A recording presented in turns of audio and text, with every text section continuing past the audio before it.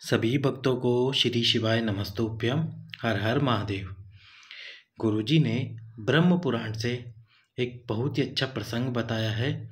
जिस नारी के संतान नहीं हो रही, साथ में जो हमारे घर में तुलसी के क्यारे होते हैं, उस तुलसी के क्यारे से किस प्रकार से हमें संतान की प्राप्ति हो रही है, संतान की प्राप्ति होती है।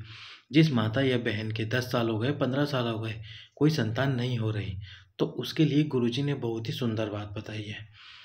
तो जो गुरुजी ने बात बताई है वही मैं आपके सम्मुख में प्रस्तुत करता हूँ। जो तुलसी का गोल क्यारा होता है, जो तुलसी का गोल क्यारा होता है, वो गोल क्यारा ऐश्वर्य और समृद्धि को प्रदान करता है। जो गोल तुलसी का क्यारा है, यानी कि जिस गमले में आपकी तुलसी लगी हुई है, यदि वह गमला गोल आकृति का है तो वह आपको ऐश्वर्य और समृद्धि प्रदान करेगा। यदि तुलसी का क्यारा षड आकृति का है, यानी कि षड आकृति का है, तो षड आकृति का जो क्यारा होता है वह वैभव को प्रदान करता है, वैभव प्रदान करता है। साथ ही साथ में यदि तुलसी का क्यारा चौकोर आकृति का है, यानी कि जिस गमले में आपकी तुलसी लगी हुई है, यदि वह चौकोर आकृति का है, तो वह चौकोर आकृति का क्यारा आपको वंश की वृद्धि और संतान की प्राप्ति करता है।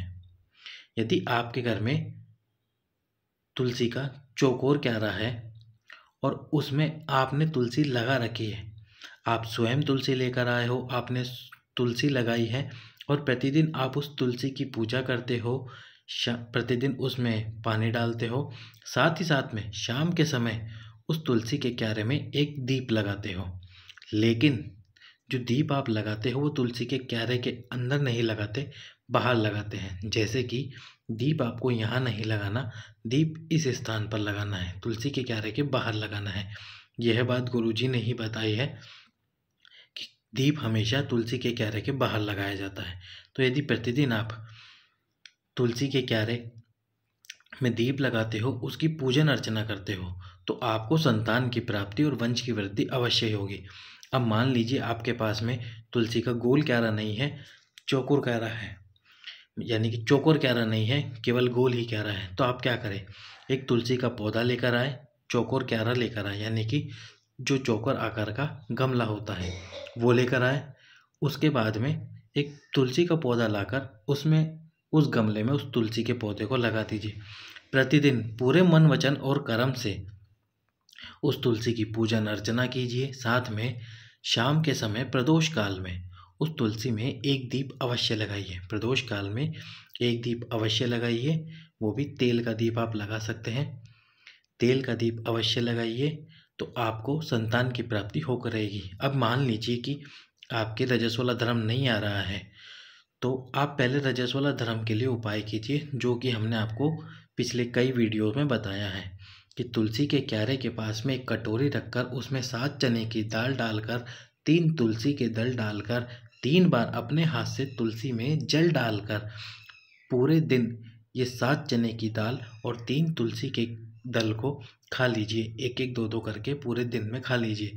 आपको रजस वाला धर्म नहीं आ रहा होगा तो वह भी आ जाएगा।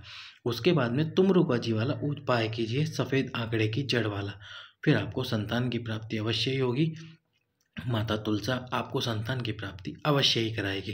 प्रतिदिन तुलसी की पूजा भी करते रहिए।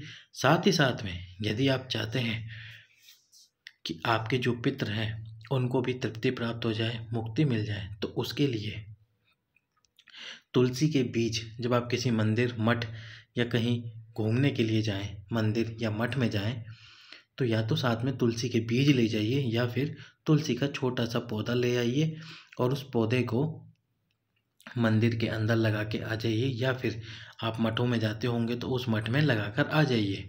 आपके पितरों को तर्पण प्राप्त हो जाएगा, पितरों को मुक्ति प्राप्त हो जाएगी। सभी भक्तों को श्री शिवाय नमस्तुभ्यम।